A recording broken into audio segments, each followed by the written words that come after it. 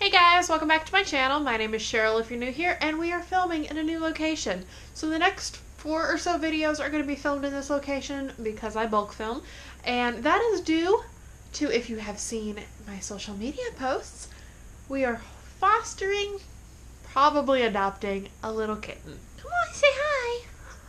Why is he so cute? Oh. We have been hesitant to name him yet because we aren't 100% sure we're going to keep him, just because we don't know how our other cats are going to react, and we really don't need a third cat. But tentatively, he has been named either Sriracha or Zucchini because he was actually found in our zucchini garden. Well, our plant. He ran out. But yes, I'm filming in here because this little nugget has to be separated from our other cats till I can take him to the vet to make sure he's all good and well. And he tends to meow or mew very, very loudly and incessantly if I'm not in the room with him and he knows I'm home. So, to avoid that in the background of all my videos, I've decided just to film in here instead. So also, if you hear some random weird background noises, it's probably him getting into something because, let's be honest, kittens get into everything. Also, this is a prime opportunity to shamelessly self-plug in my social media accounts. If you don't follow me on Instagram or Twitter, any of those, always link down below, and I post a lot of pictures and videos of my kitty cat. All of them, really, but this kitten especially recently. So yeah, go ahead and check those out if you aren't already following, subscribed, the words I'm looking for. You know what I'm trying to say. So anyway, today I'm here to bring you my spoiler-free review for The Red Pyramid by Rick Riordan. This is the first book in his Kane Chronicles, which I believe is a trilogy that is centered around Egyptian mythology. Despite Rick Riordan being like one of the most popular authors here on BookTube because of the Percy Jackson series and The Heroes of Olympus, I think is the follow-up, spin-off, I'm not sure exactly because I haven't read that far in that series yet. But despite him authoring those books and those being like super beloved here on BookTube, I never hear anyone talk about this series, and that is such a shame. So this was actually a reread for me. I read the first book way back in high school, which is this one. So I didn't really remember too much about it, but I was excited to pick this up again, get back into this story so I can read the next two I have, which are, I guess, the last two, which are on my shelf currently, and I have not read this one. So I reread this. Oh my god, his claws on my feet. So I was super excited to reread this so I can get back into the series, remember what I had forgotten, and continue on. I gave this book a 4 out of 5 stars, and I will get into why I gave it that and not a 5-star in just a minute. So if you're not familiar with Rick Riordan, he is a YA or middle grade, this was closer to middle grade author, who really just intricately weaves various mythologies into his stories. So this one, like I said, is centered around Egyptian mythology. He has one about Norse mythology. He has the main series, Percy Jackson, which is all about Greek and Roman mythology. And so he just really just intricately, like I said, and pretty flawlessly intertwines the various mythologies with the story he's trying to tell in a way that is just impressive, that he has researched so in depth into these myths and into the various gods and goddesses that he is able to create his own story using those characters in a way that is really compelling and interesting to read. So this story follows 2 siblings, a brother and a sister. The brother is named Carter. The sister is named Sadie, I think is how you pronounce her name. And they are, for the most part, separated for most of their lives. Carter lives with his father, a prominent Egyptologist. He travels the world. His father is constantly in search of various artifacts as an Egyptologist,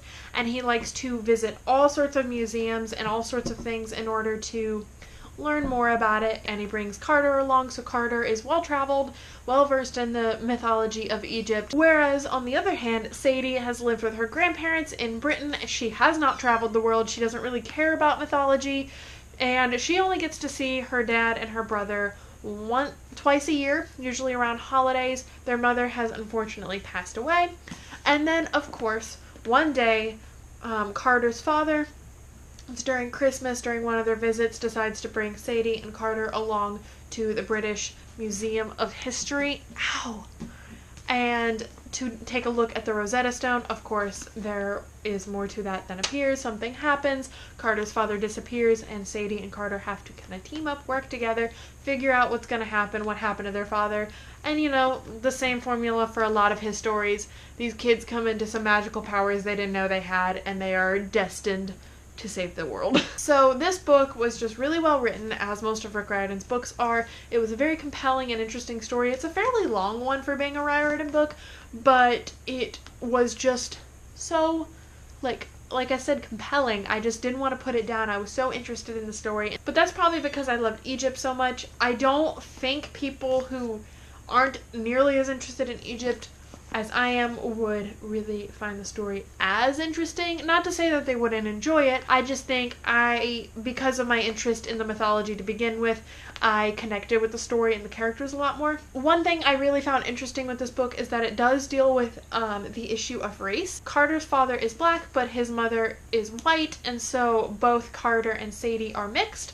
Carter looks a lot like his father, so he has a much, much darker skin than Sadie, and so there are many, many lines in this book where Sadie, when she meets someone and she explains that Carter and her are siblings, the people always do a double take, they don't believe her, that kind of thing. So it deals with the issue of identity, and it deals with feeling like you don't belong.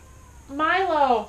My other cat is screaming in the background now. So it deals with those issues of identity and feeling like you don't belong and like you're a little bit lost, which I appreciated. There were definitely a lot of people of color in the story because it does predominantly take place in Egypt, so it makes sense. So overall, like I said, I really did enjoy this book. The only thing that kept it from being a 5-star for me was it just, I don't know, there was something lacking. Like, it was really well written, but it was fairly formulaic. If you've ever read a Riordan book, or really any book in this kind of style, you'll kind of be able to predict the ending. You kind of are just like, I know how this goes. So I'm curious to see how the rest of the books, the other 2 books, are in the series, if they're the same way, if they manage to bring the story to another level, because that is kind of what I wanted out of this book. I loved it, but I thought it could be more, it could be better, it could do more, and I'm very curious to see how these issues of identity and race play out in the other books, if they're present at all.